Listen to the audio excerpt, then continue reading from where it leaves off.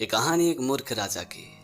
एक राजा के नगर से होते हुए एक नदी गुजरती थी। एक शाम राजा नदी के किनारे टहल रहे थे और नदी को देख के मन ही मन सोच रहे थे। उसके बाद राजा ने मंत्री जी से पूछा कि मंत्री जी, ये नदी किस दिशा में बहती है और कहाँ जाती है। तभी मंत्री जी ने राजा से कहा कि महाराज, ये नदी पूरब दिशा की ओर बहती है और समंदर में जाके मिल जाती है। तो राजा ने मंत्री जी से कहा कि ये नदी पूरब दिशा की ओर बहती है, तो क्या पूरब दिशा के लोग इस पानी को इस्तेमाल करते होंगे। तो मंत्री जी ने राजा से कहा कि ये नदी पूरब दिशा की ओर बहती है, तो यकीनन पूरब दिशा के लोग इस पानी को इस्तेमाल करते ही होंगे। तो राजा ने मंत्री जी से कहा कि एक काम कीजिए, इस नदी में एक दीवार बना दीजिए। मैं नहीं चाहता हूं कि हमारे पानी को कोई और इस्तेमाल करे। इस पानी में सिर्फ और सिर्फ हमारा हक है, तो हम अपने पानी को उन्हें मुफ्त में क्यों इस्तेमाल करने दें।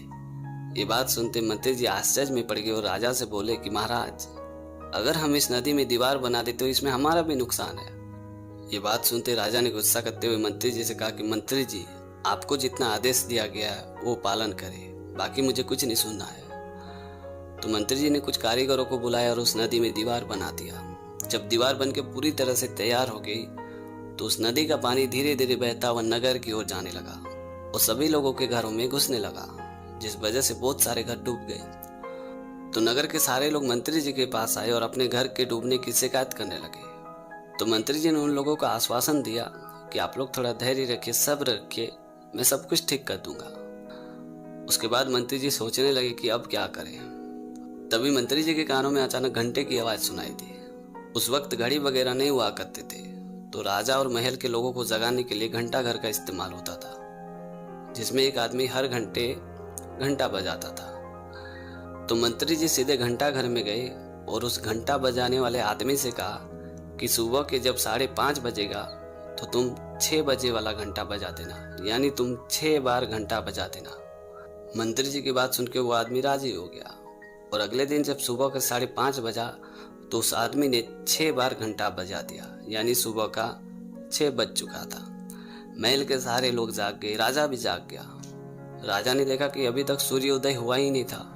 तो राजा ने मंत्री जी को बुलाया और पूछा कि मंत्री जी, सुबह के 6 बज गए पर अभी तक सूर्योदय क्यों नहीं हुआ है।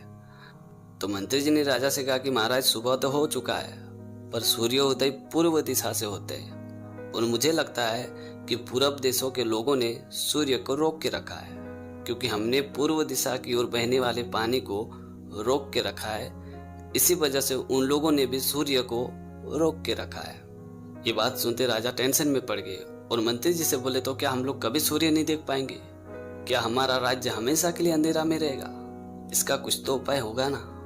तभी मंत्री जी ने राजा से बड़े धीमे स्वर से कहा कि महाराज, इसका एकमात्र यही उपाय है कि हम लोग अगर पूरब दिशा की ओर बहने वाले पानी को वापस छोड़ दें तो शायद पूरब दिशा के लोग भी हमारे सूरज को छोड़ देंगे। इसका एकमात्र यही उपाय है।